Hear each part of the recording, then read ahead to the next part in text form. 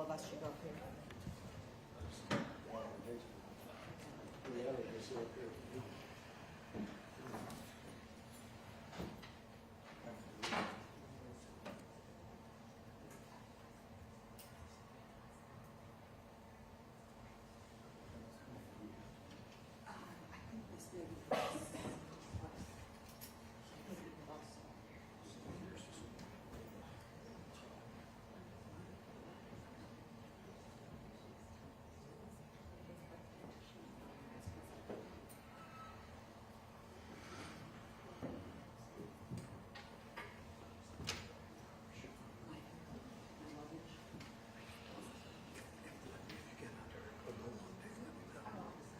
USA one hand. Yeah, it's right. Well, Like this, I'm up gonna or down. turn it off once it's started, but it's still not enough.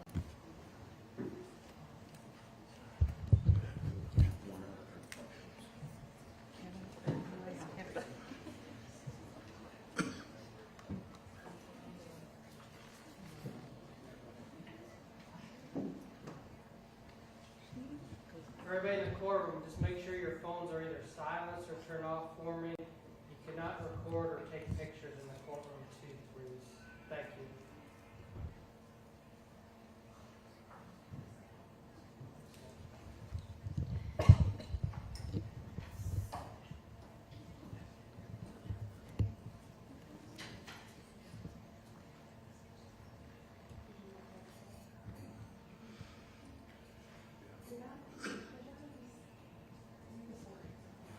Oh, Canada went overtime.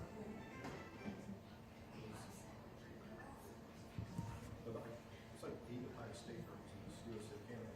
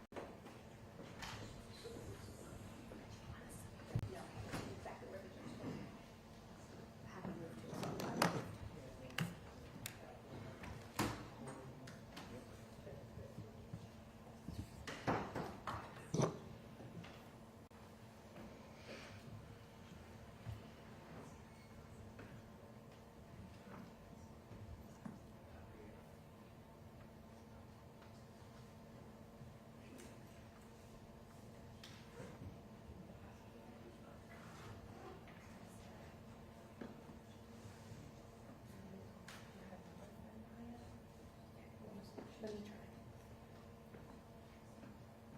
Where's Caroline? Where's Caroline? She's on vacation. Oh, I didn't know that. I wonder why she doesn't say notice for Let me see if I can get hold of somebody real quick. You could let Christian know we need a moment. We need a moment. Okay. I'm gonna step on it.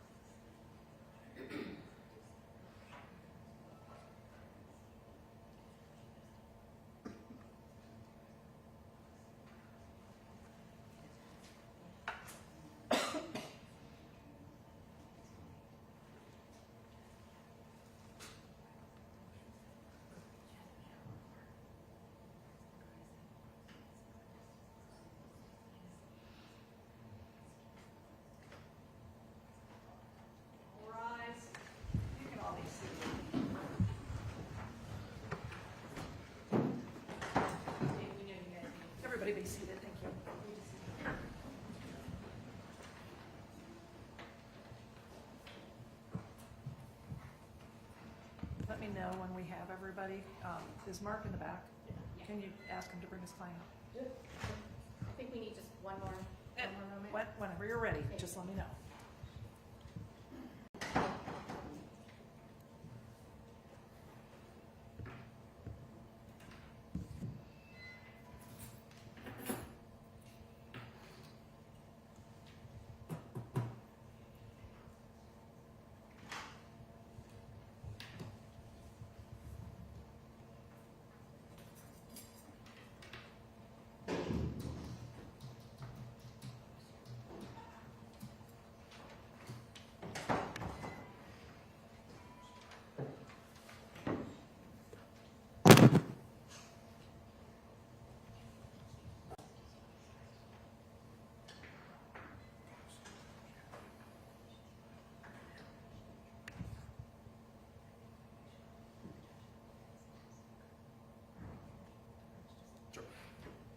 Can you approach him?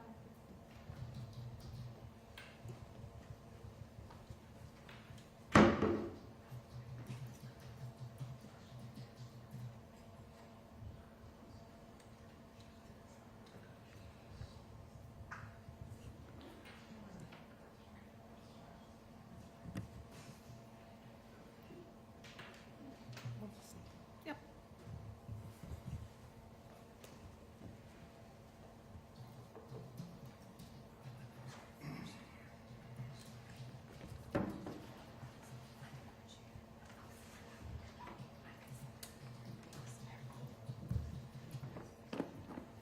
All right, before we go on the record, I just want everyone in the courtroom to know that we are live streaming this. And what that means is when there's noise, the cameras will switch to where the loudest noise is. So that is the reason I'm going to ask that everyone can try to remain as quiet as possible so that whoever is actually taking their turn speaking can be heard.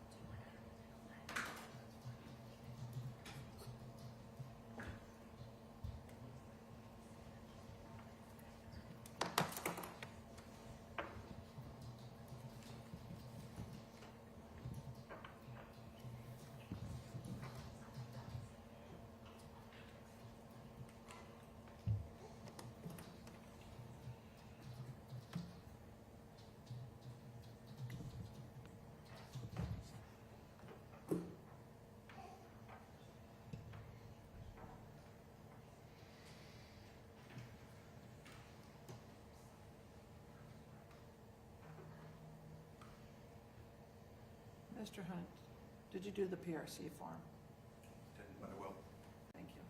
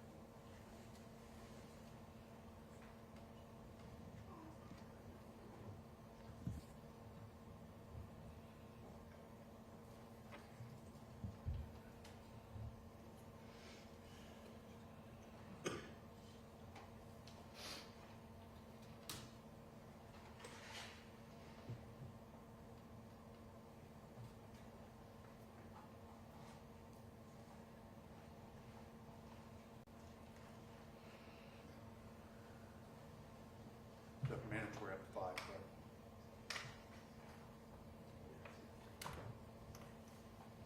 I'll make sure I put that.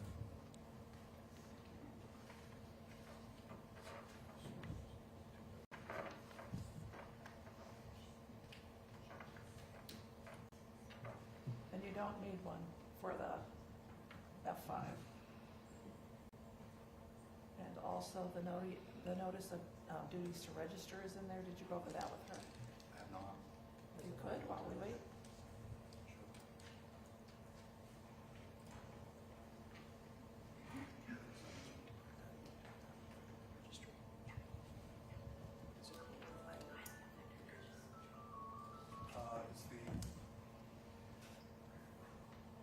Is the PRC notice open anywhere else? No, I had it open, I Just read it. apologize. I No, no, closed no, it. that's. Is that your phone, Mr. Zion? No, ma'am, but I'm just checking to make sure it's on.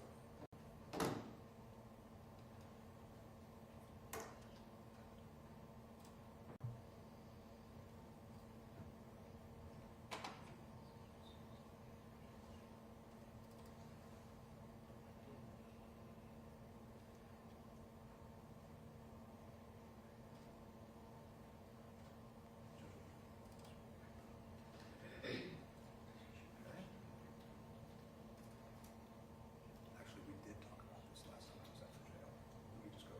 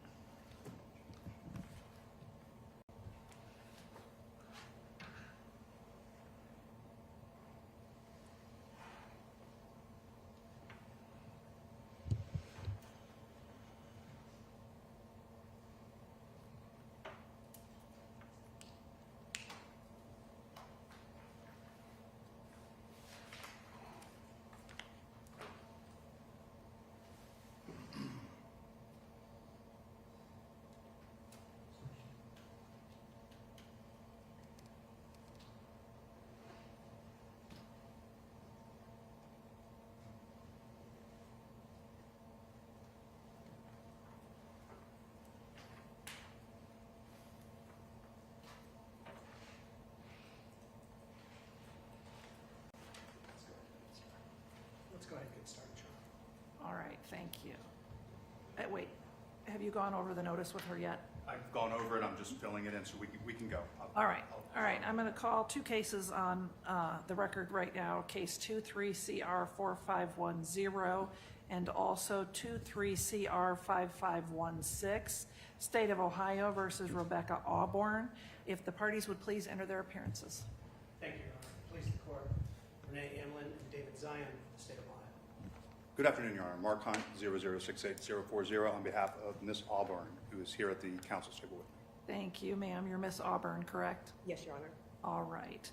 We are here today for sentencing on these two matters. If council has no objection, I would like to just move forward with the sentencing on the 23 CR 4510 before we get into the other case. Is that acceptable? Yes, Your Honor. All Yes, right. Your Honor. That's the case that had a felony of a plea to one felony of the 5th degree.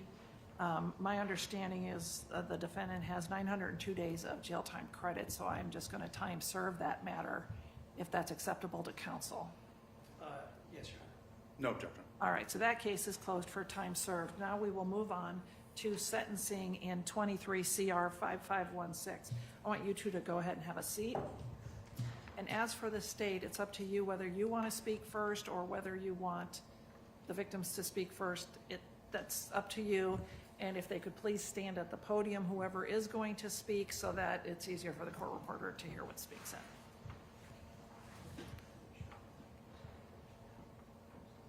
We're going to have some family members speak first, Your Honor. And then Thank there are some letters that the family members of the Snook family wrote that they'd ask you to read aloud in court today. Perfect, thank you.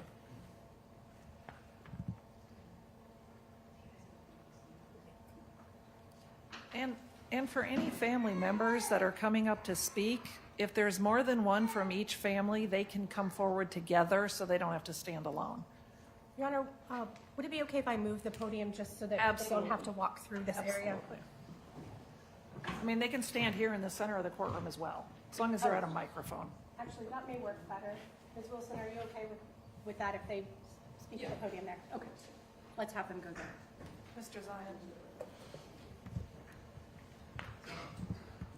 Oh, here, you can come to this podium. All right, I just need you to state your full name before you start speaking, and then go ahead. Kristen Aiken, Crockett. Thank you to the prosecutors and the court for allowing me to honor my father, Wayne Aiken, and also my Lord and Savior, Jesus Christ. My name is Kristen Aiken. I am the daughter of Wayne Aiken, and I am my father's daughter. My family, we are carriers of his name and legacy. When you have met me, you have met my father. My father always instilled in me that our character was all that we have in this life, and once it's tarnished, it is very hard to get back. So we must protect it at all costs. I've been challenged, especially for the last few years, concerning what it means to be my father's daughter. I've been carrying the weight of what it means to honor my father. Walking into his apartment after finding out that he had passed away, I immediately knew something insidious had happened. You could feel it in the slightly muggy air. You could sense it in the shadows.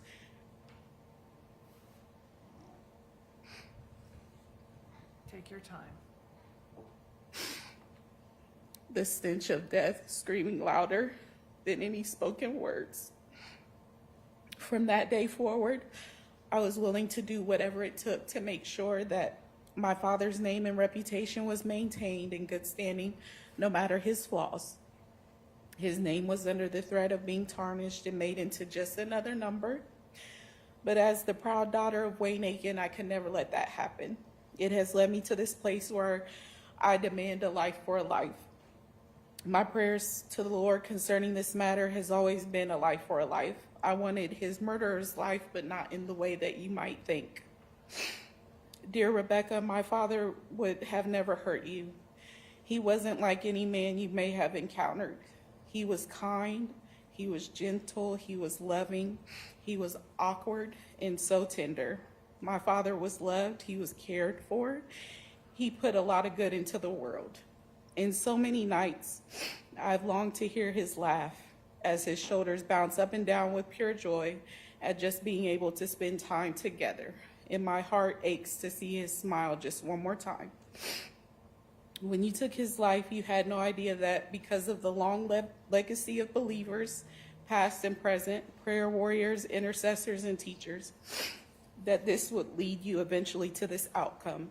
His blood cried out from the ground, and his legacy stood in solidarity with those cries. Our prayers would not cease until justice was fulfilled. No matter how much torment this has caused, I do want you to know that I could not ever bring myself to hate you, and I never will.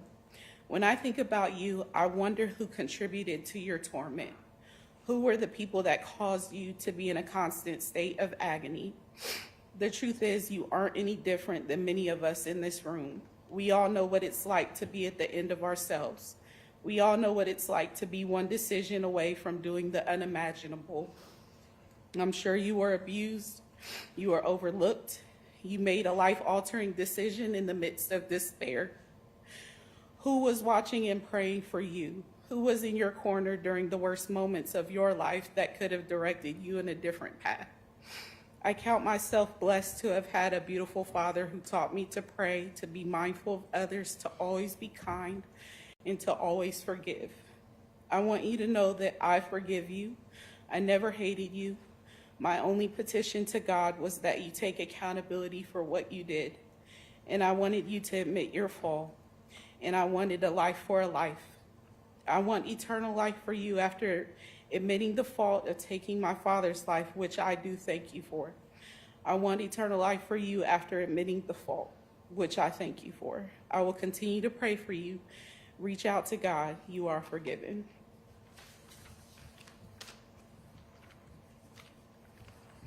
Gabriella Mari Crockett.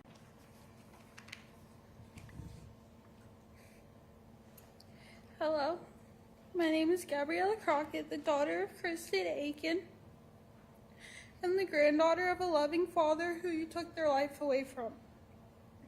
Wayne Aiken was not only loving but kind, compassionate, and caring, even for those who didn't deserve his love and support.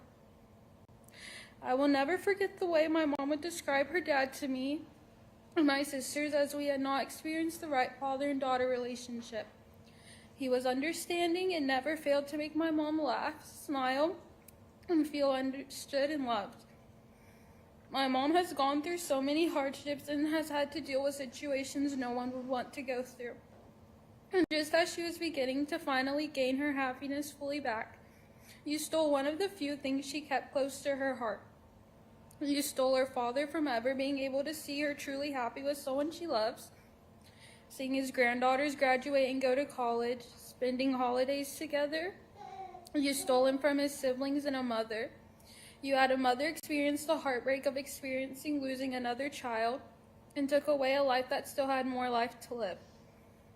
Rebecca, instead of doing all you could to save his life and end your time of terror, you left him there in his last moments by himself, leaving his family to find him deceased on his birthday. I hope you find peace within yourself and with God. Thank you. Thank you.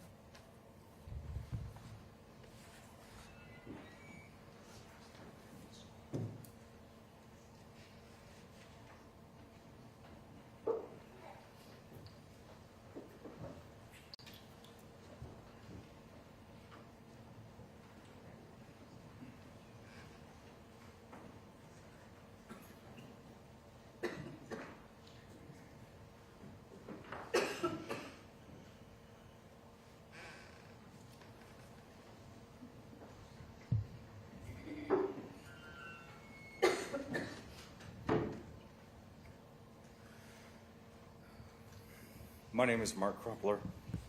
I am the older brother of Joseph Crumpler. You have to give me a moment. Take your time, sir.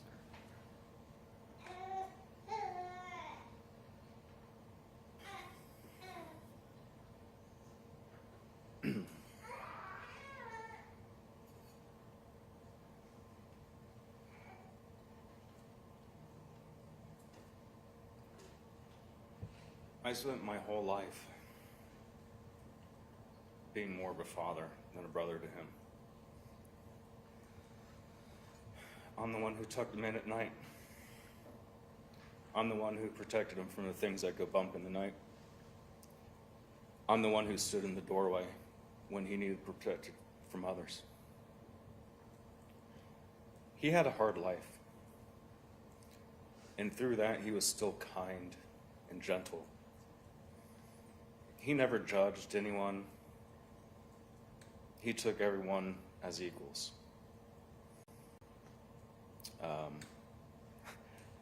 He was known, I guess, as the guy in the garage. He was more than that. He was dynamic, he was smart, he was witty. He had humor, and he was loved. Behind me is a group of people that share his testament to his kindness and to his magnetism.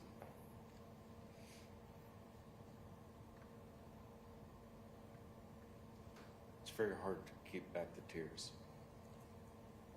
because he's no longer here. There's nothing that we can do about it. The day after he died, we found Rebecca and we talked to her. She swore on her daughter's life she had nothing to do with it.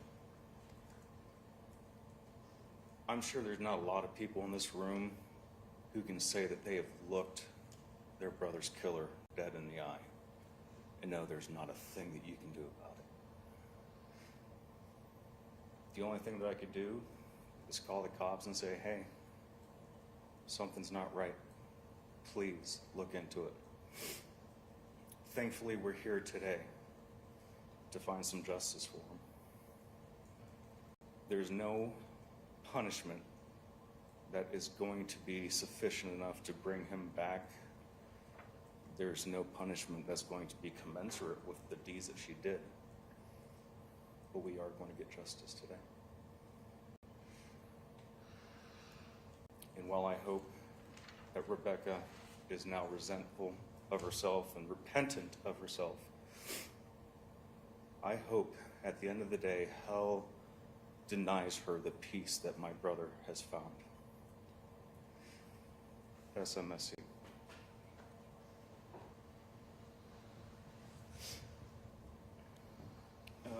Sorry, I didn't think about what to say at all.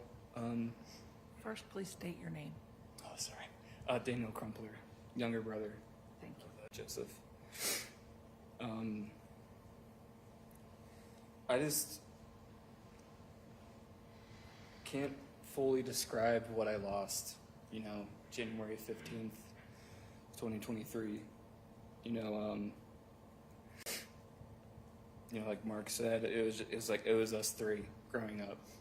We didn't have the greatest ride, when we were younger. And I mean, I lived with my brother literally up until the night this all happened. He's dragged me out of hell more times than I can even describe. He was like a rock to me. And yeah, I mean, just the last 3 years, I've been absolutely lost. I lost half of me that night, and I don't know how to move on. I don't know how to,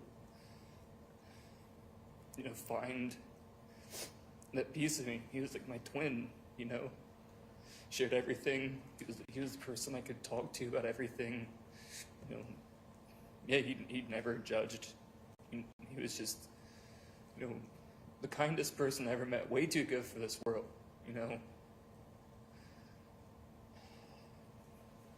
And, I just pray and pray and pray that he's with, our Lord Jesus. And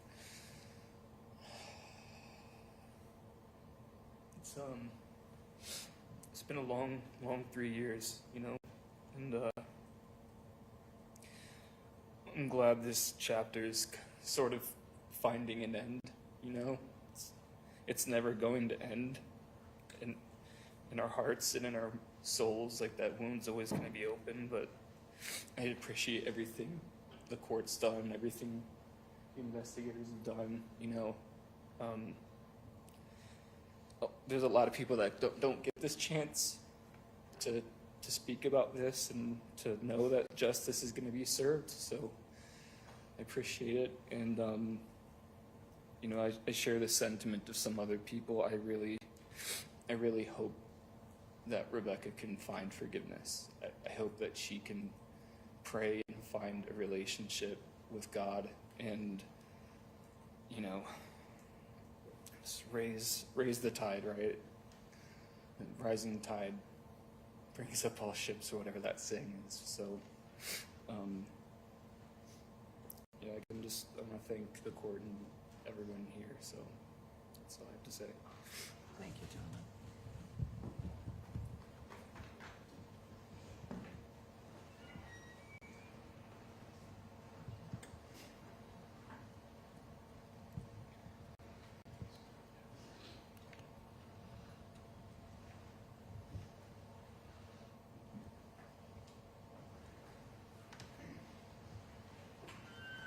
Your Honor, the Snow family, who is present in the courtroom, several members of the Snow family, has written letters to you, and they've asked that I read these out loud for the record. Please do. At this time, I'll read the letter from Scott Snook, the victim's brother, dated January 20th, 2026. Dear Judge Phipps, my name is Scott Snook. I am the brother of Robert Snook, one of the victims murdered in the Rebecca Auborn case. I am the middle brother. Robert, Bobby, was the youngest brother. You will also be receiving a letter from our oldest brother, Steve. 3 months before Bobby was murdered, his wife, Mindy, died after a long battle with cancer. In addition to my brother, she left behind my nephew and niece, Justin and Megan Snow. Fortunately, both children are raised and now successful young adults. Both children suffered greatly losing their mother. When I became aware of my brother's murder, to say I was completely stunned is a major understatement. My heart is filled with my own sorrow, but I can't imagine Justin and Megan's. To lose both parents so close together at such a young adult age, and especially in the manner my brother died, is a tremendous loss for my nephew and niece. The coroner contacted me, making me the first to learn of Bobby's death. I had the horrendous task of sharing the news with them and the other members of our family. Our entire family is from Lancaster, Ohio. Both our parents are still living. Our dad, Robert Snook, just turned 90. My mother, Juanita Bennick, is 87. Both parents still have all their faculties and are mentally sharp. They were crushed to hear about the death of their youngest son. My mother still cries from time to time. Upon hearing about Bobby's death, my dad said I shouldn't be here. Fortunately, he's still going on with his life. My mother wrote to you, and my father and my stepmother, Martha Snow, will also be writing to you. This whole ordeal has been very difficult for them. Bobby was a mechanical engineer. His son Justin was valedictorian of his class at Watkins Memorial High School. Justin also graduated from the Ohio State University with an electrical engineering degree, magna cum laude. He is gainfully employed as an electrical engineer. His daughter Megan is an electrician, and she seemed to have found her work passion. His wife Mindy had a degree in psychology and held various jobs, but mainly focused on raising her children. They were a good family. Steve and I invited Justin and Megan to be closer to our families, and they have accepted, although we are not able to replace their dad and mom. I know Bobby was still heavily grieving the loss of his wife at the time of this murder. I thought long and hard about my brother's murder, this case, and the sentence. I can genuinely say I have labored over it for years now. At first, I thought about the murderer and her life and how she could have become this. I was trying to understand it, and as I listened to the plea hearing, as I listened to the prosecution's narrative about the crime she committed, I realized she doesn't deserve compassion from me on any level. I firmly believe she would have continued to murder additional men if she had not been apprehended. She almost got away with it. Thank God for the team of people who were able to stop her and bring her to justice. From my point of view, she committed aggravated murder. She premeditated my brother's murder, she robbed him, she stole his car, and she killed him. All of this for a few $1,000s. It was cold-blooded. Because she committed multiple murders and because I believe she would have continued to murder, I think she deserves the maximum sentence. I'm sure many families that write to you ask for the maximum sentence. In this case, I think it's warranted because she is a serial killer with multiple murders and because of the risk to society if she ever is set free. At a minimum, I would please ask her sentence for my brother's murder and other crimes committed against him to be served consecutively and not concurrently. Although I can't speak personally for the other men murdered, I would also ask that the penalty for each of these murders be served consecutively and that all of her and other convicted crimes be served consecutively as well. Sincerely, Scott Snoke.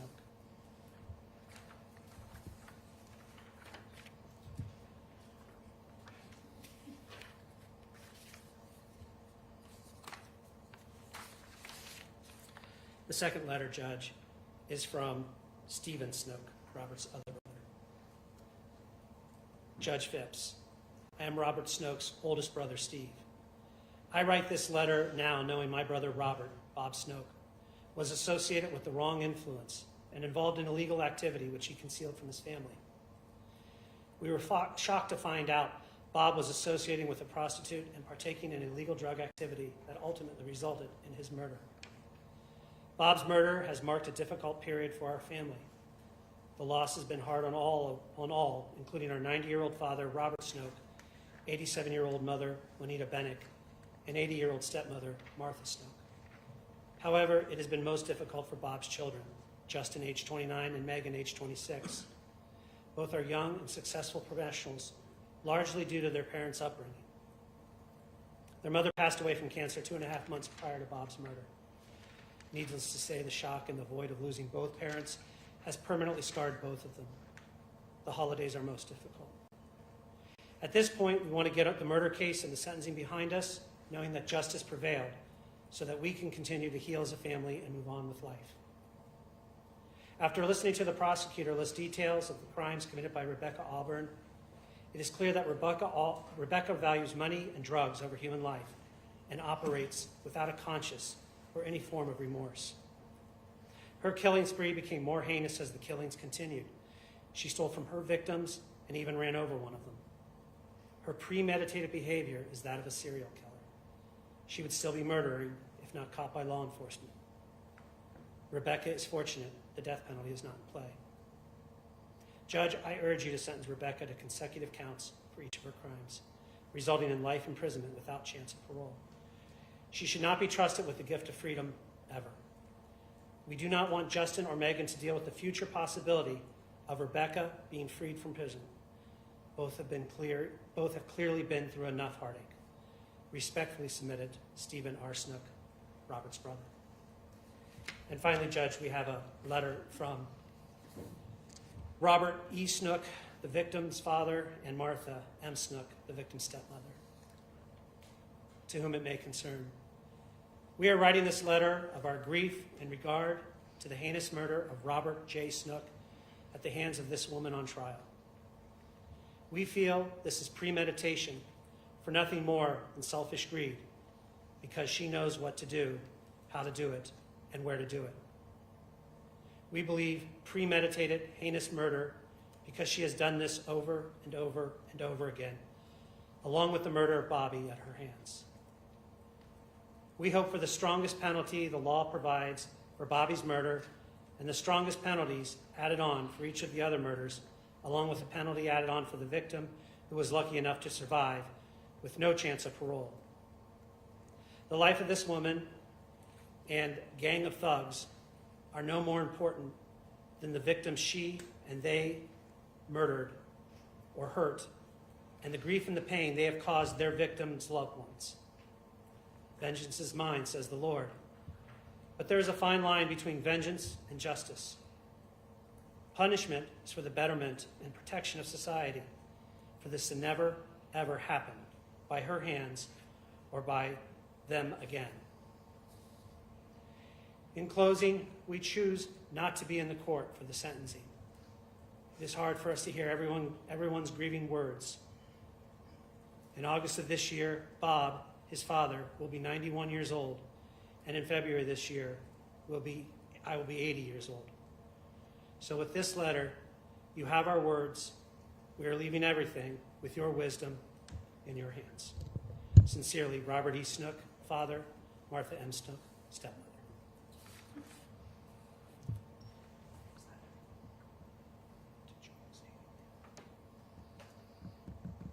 Thank you, Your Honor. That concludes the state's presentation of the victim impact statements in this matter.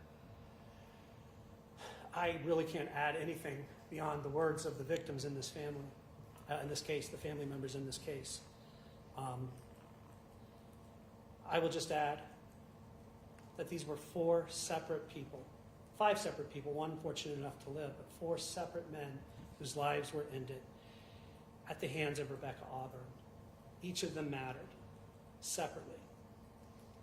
And because these were separate crimes, we asked for separate justice for each one of these. So we're asking for consecutive sentences in this matter.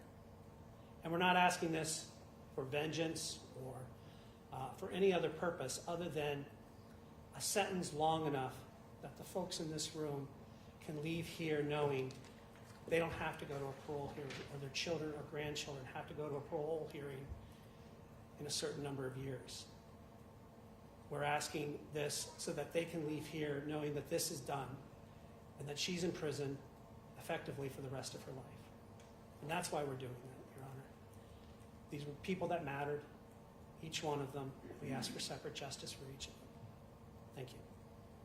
Thank you, counsel. On behalf of your client. Thank you, Your Honor.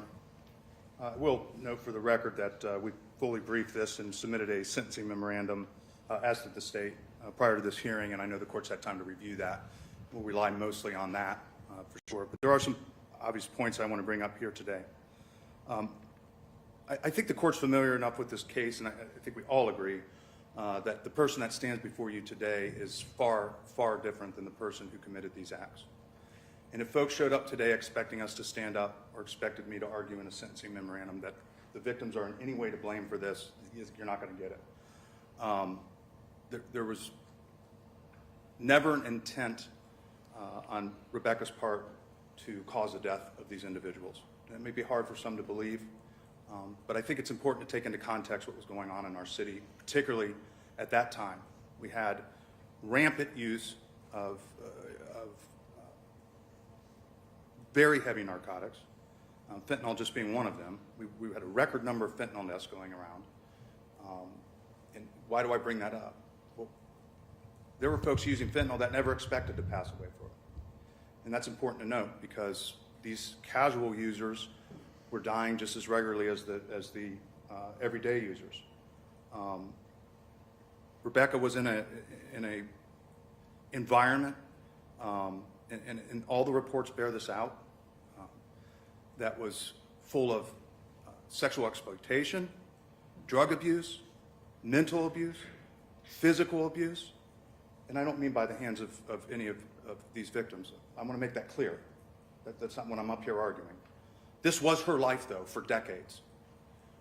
There's an individual that I didn't hear mentioned today. I know him by the nickname Blue.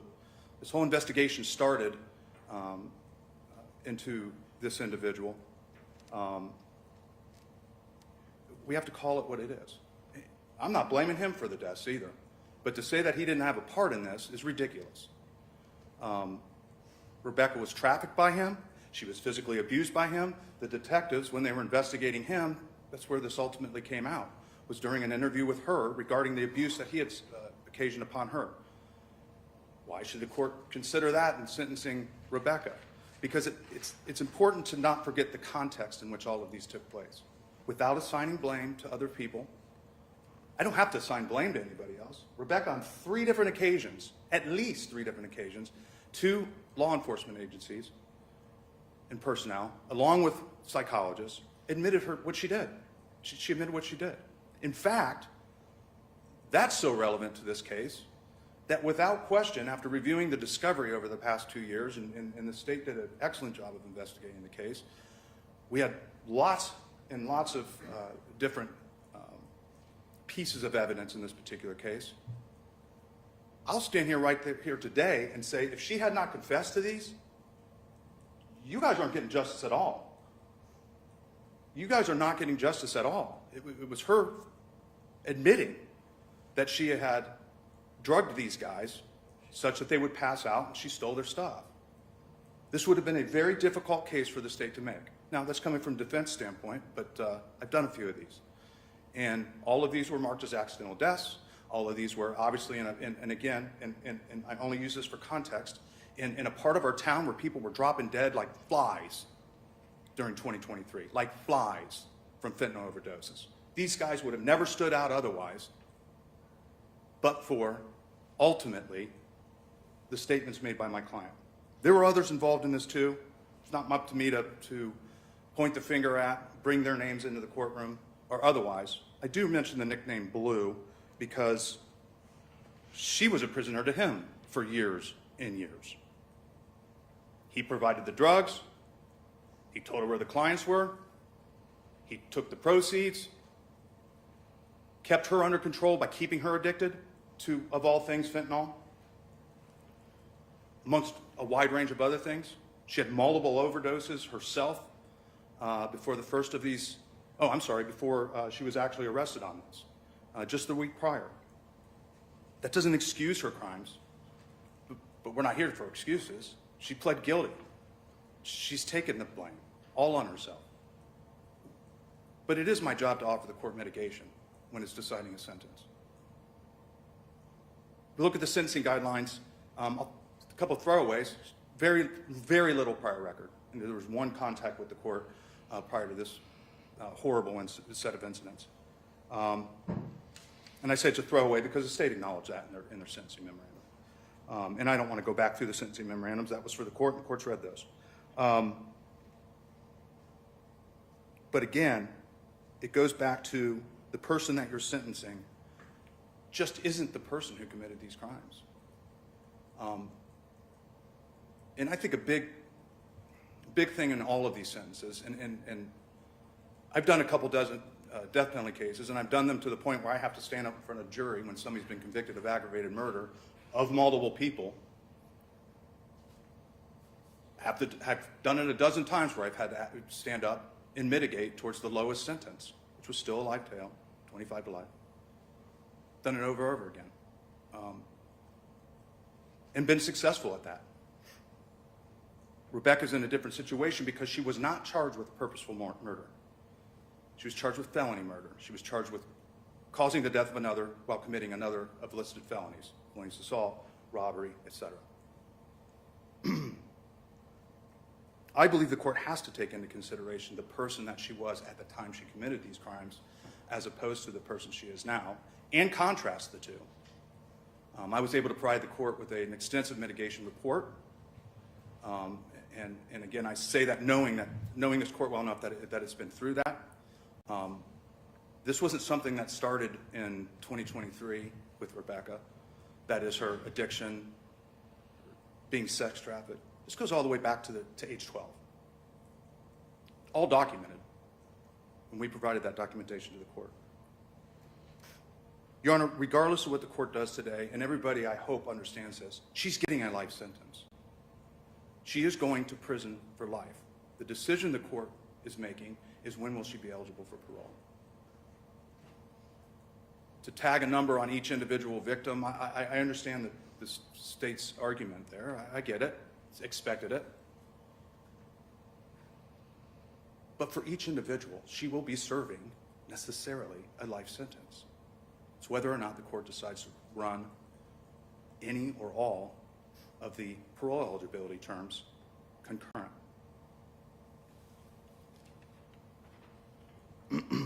Your Honor, we're not asking for sympathy today. We are asking the court to consider the sentencing from a viewpoint of empathy. And without discussing, which again I tried to do much more fully in my sentencing memorandum, without discussing the nature and environment in which these crimes happened, how could anybody, including this court, expect to take an empathetic view towards Rebecca? That is essentially putting yourself in her shoes and what was happening with her during that period of time. She's done excellent at the jail. That wasn't originally the case. She had extreme mental trauma, PTSD, suicidal behavior, and I mention that because I don't want to say it was always smooth road at the jail. Absolutely not. But the court is, I believe, aware of the fact that in the last year or so, the change has been dramatic. She's a trusted inmate. She's a runner. She's been a viable resource for other inmates, primarily female, that find themselves in the exact same situation, albeit probably not charged with murder, but that come from the streets similar to the way she has. She's been and I'm not getting this from Rebecca, I'm getting this from other inmates and from other people at the county jail. She has been a guiding light for some of those individuals who are now out and free and hopefully not, or hopefully heeding Rebecca's advice. She still has value. She had value back then when she was not a victim of these crimes. She's the one who occasioned these crimes. But she was out there as a victim, no question about it. Again, empathy, not sympathy. She has value. She still has value. She will have value when she goes to begin her life sentence here in a couple of weeks, whenever they come and get her. That's already happening. That happened the day she pled that she was going to receive a life sentence. I would go back and end with the sentencing factors as far as remorse, because I completely, having done this for so long and having lost loved ones of my own, completely understand the urge or hesitation for anybody sitting on this side of the courtroom to want to appreciate or understand any form of remorse from somebody standing on this side of the courtroom in this chair, standing at this chair. I get that. I get it all the time. This isn't something she's just demonstrated for the court, or will be in a minute, because she's got a letter she would like to read to the court, an allocution of sorts. This isn't something that just came up in the last 2 months as we're preparing for sentencing. I would argue to the court that this started back when law enforcement first contacted her and were interviewing her as to build a case against her abuser. I think pimp's too nice of a word for the guy. It was her abuser. When you confess to something, you are necessarily showing remorse. You just are. Because to admit that you did something wrong says that you realize you did something wrong. And then to continue to give more details about what you did wrong shows to me an appreciation for what you did. And this is somebody who has scattered memories over years and years and years of, again, physical abuse, mental health problems, documented, not made up by a defense attorney, in a person whose drug use was so extreme, she's overdosed dozens of times in her life. So these are scattered, cloudy memories, But she reached for him, and she told authorities what happened, putting herself, quite frankly, in a very bad position when it comes to defending her case. She said what happened. I would argue that's remorse. And I know that this court in the state of Ohio, I don't think would argue that it's not common for a case like this to where we have such detail given, such an acceptance of responsibility for her actions. And again, don't take my word for it. The court will hear from Ms. Auburn in a minute. Concurrent sentences. There was an old judge in this courthouse who said, Mark, shut up and tell me what you're asking for. We're asking for concurrent sentences. Again, concurrent life sentences. It's only a question of when she'll be eligible for parole. And when she goes to a parole board, she's going to go to the parole board with 4 murders, having pled to and confessed to 4 murders and a felonious assault. And don't think for a second they don't look on the original indictment at the parole board and see what she was originally indicted for. So there's all those other charges too that are relevant conduct and can be considered upon a parole evaluation. She's going to have to face that at some point or another. We're asking the court to consider, again, from the standpoint of who Miss Auburn was at the time she committed these offenses versus who she is now. Consider the fact that there is a reformation aspect to sentencing. It's unlikely she'll make parole. I would agree with that. I've advised her of that before she took the plea. Again, there's 4 murders and a felonious assault victim out there. But I don't know what the stance of the parole board is going to be in whatever that would be, 12 or 15 years. She needs to work towards that. And I would argue it's better for society if we've got somebody who is working towards something to make themselves better, such that if they are awarded parole, they are a much better contributor to society. Not only that, but certainly all of us know in our jobs, there are good deeds that are done inside prison. There just are. There are people that become, I'll use the same term that I heard from a deputy inside the jail, a guiding light for others who have taken the wrong path, for sure. And I'll just say this, regardless of what the court does today, that will be Rebecca. She's proven that. I visited this client probably more than I visited probably any client I've ever had, so I do know this person. She's always been contrite. Scared, of course she's scared. Who wouldn't be? Never once did I get her blaming the individuals who lost their lives. Never once. Any of that would have come from me from reviewing discovery. Never once did I get that from Rebecca. Not one single time. Your Honor, with that, you know what we're asking for. I know you've considered all the materials I submitted prior to the day's date. I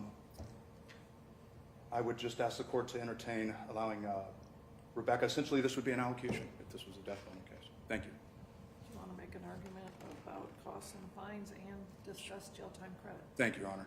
At jail time credit, I believe we agreed upon, I'm saying it off the top of my head, 902? 902. Fines and, sorry. 902, Your Honor, you gave that. It depends on how you structured this sentence versus the one you gave the jail time credit to. So, but yeah, she has been on this case for 902 days. Thank you. Your Honor, as to that, where you put it, we did the jail time credit calculated from the time she was arrested on the warrant on this case. So I would argue 902 is the appropriate assignment of jail time credit if it's not being stipulated to. At any rate, as to fines and costs, yeah, I need to address it. She was indigent before she came in here, without question. Read the reports. She's indigent as she's been locked up. She will be indigent for the rest of her life. I'm an appointed counsel on this case. I would ask the court to consider waiving fines and costs as to that. Thank you. And with that, I would ask the court to Thank you. yeah. Ms. Auburn, you do have an opportunity to address the court. Yes, Your Honor. You may proceed. Hello, there is a few things I would like to let you all know. I want you to know that the person who stands in front of you today is not the same person who committed these crimes. If you look at my mugshot, you can see the emptiness in my eyes. I tried to fill that emptiness with drugs, not sleeping or eating for days and days on end, which then induced me to having out-of-body experiences. I want you all to know how truly sorry I am. Before the end of every day,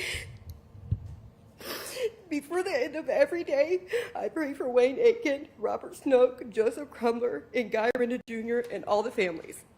By no means, I am not the victim. I take full accountability and responsibility for my actions. No matter what happens here today, I respect the judgment of the justice system, and I will continue to pray for you all every day. I am very deeply sorry. Sincerely, Rebecca. The court has also reviewed the sentencing memorandum from the state, the letters that were presented from the victims' families. I have reviewed the defendant's sentencing memorandum, the report from Dr. Tilley, and also the mitigation report. I will award 902 days of jail time credit. I will waive all costs and fines in this matter. There's nothing that can be said to aid the victims' families and help them move on. Know that your family members matter to everybody in this courtroom, that your family members, we grieve with you, but they're still with you, and they're looking down on you, and they're grateful for your caring and your loving ability to be here for them today. Hopefully today will move forward for you in some way that will lead to no more sadness, but maybe just happy memories. So I am very sorry to each one of you for being here. As for Miss Auburn, I am sorry for you as well. I know about your past. I have read the reports. I do have compassion and empathy for you because nobody chooses to be raised in an environment at 12 years old where you're exposed to both parents with drug addictions and sexual abuse and violence for your entire life. We know what created the monster that did this. The monster that did this was created by a society that you didn't have a person in your life that cared enough to care for you the way that you deserved. But I also understand the state's argument. People died at your hands. The video that I reviewed, as horrible as that may seem to reflect on you, of your alleged taking responsibility for everything to who was, I would consider your handler, not even a pimp, a handler. I don't give any stock to that confession that you made or your arrogance during that because you were clearly under the influence. And whether anybody noticed it or not, you had a huge black eye. So I have no idea whether he beat you up and then got you high and instructed you to say things. That doesn't weigh on me. What weighs on me is that I have a courtroom full of people who have lost somebody due to your actions. And whether someone put you up to it or not, you were the one who basically pulled the trigger. There wasn't a gun involved, but for you, their relatives would probably still be alive. And that's what I have to take into consideration today. So the law requires under 2929.14C4 to make specific findings prior to imposing consecutive sentences. In this situation, it is the findings of the court that consecutive sentences in this matter are necessary to punish the offender and or to protect the public from future crime, and consecutive sentences are not disproportionate to the seriousness of the conduct and the danger posed by the defendant, and two or more, all of the offenses actually are part of one or more courses of conduct, and the harm caused is so great or unusual that a single single prison term would not adequately reflect the seriousness of the conduct. We're in a situation where people's lives have been changed forever, and that is unexcusable. And so the order of this court will be for counts 6, 12, 18, and 24. I will impose the mandatory 15 to life sentence. Those will be consecutive to one another. As to count 2, which is the felonious, the F2, the felonious assault, That will receive an indefinite sentence of 8 to 12 years, but that will be concurrent to the remaining counts. So counts 6, 12, 18, and 24 will be consecutive. Count 2 will be concurrent with 902 days of jail time credit awarded to this case. I will waive all costs and fines since the defendant has been indigent and will continue to be indigent. Anything further from the state? Yes, Your Honor, if you could advise the defendant on the record for obligations to register into the Violent Offender Registry. Thank you. There is also the matter of whether the court will run the theft case concurrent or consecutive to give jail time credit on both. Right, concurrent. It is time served concurrent. All right, and just since these are my closing remarks, I'd like to say for the record, we're not done with Blue, Timotheus Graham, and I'd also like to acknowledge, because I didn't before, the work and the presence of Scott Polgar from the Columbus Police Homicide and Special Agent Kerry Ryan from the Ohio Bureau of Criminal Identification, who did the outstanding investigation on this one. Thank you. Thank you. And I need to do PRC warnings and parole Yes, sure. as well. So thank you, the unit that worked together to solve these issues for this family. I'm sure they'll be eternally grateful. I will place Ms. Auburn on notice that if and when she is ever released from prison, she will be required to report as a violent offender. I have the form before me. Counsel, did you review this form with your client? I did, Your Honor.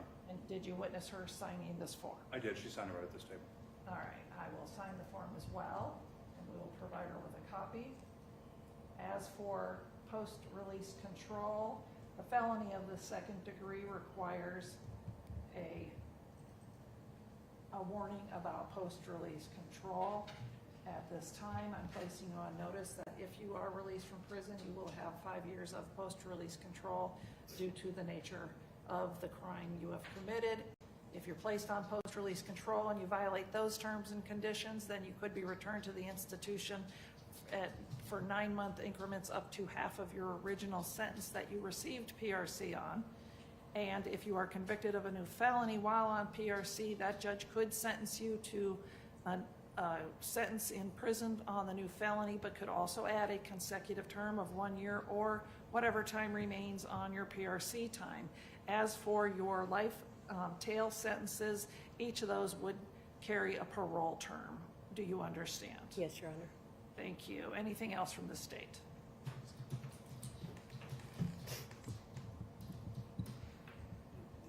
If we could just state the totality of the statement for the record, then, Judge. It'll be 60 years to life because the felonious assault is concurrent to the life sentences. Anything further from defense? No, Your Honor. Thank you. Thank you. We are off the record.